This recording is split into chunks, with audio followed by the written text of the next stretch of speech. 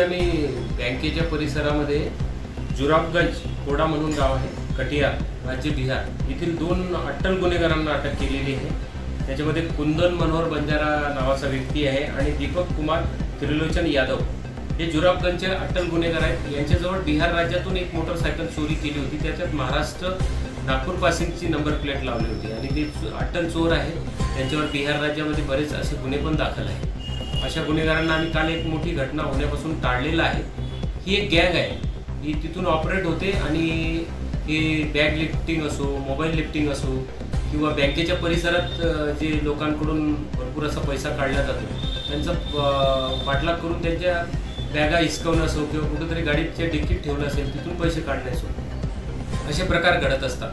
तरी माझी सर्व नागरिकांना विनंती आहे की आम्ही आज एक मोठी गँग पकडलेली आहे, परंतु अशा बऱ्याच लोक बिहार राज्यातल्या किंवा एमपीतले ते सक्रिय येत असतात व हे अननोन असतात। तर आपल्या आजूबाजूच्या परिसरात आपण पैसा काढायला जातो किंवा आपली ज्वेलरी कुठे ठेवलेली असते, त्यावेळेस कोणी अननोन पर्सन फिरत असतं की याकडे आपण दक्षतेने काळजी घेतली पाहिजे। बँकेतून पैसा काढताना आपला पैसा सुरक्षित नेला पाहिजे।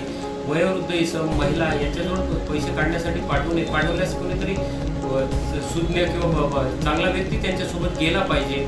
बँकेतून पैसे काढल्यानंतर कुठेतरी गाडी उभी करून देणे, त्याच्या डिक्कीत पैसे ठेवणे, असे प्रकार करू नये।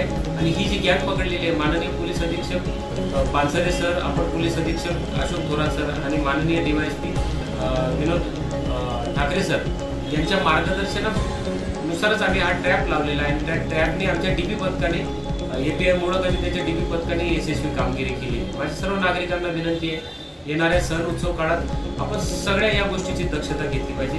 खामगाव शहर पोलीस स्टेशनच्या वतीने विनंती।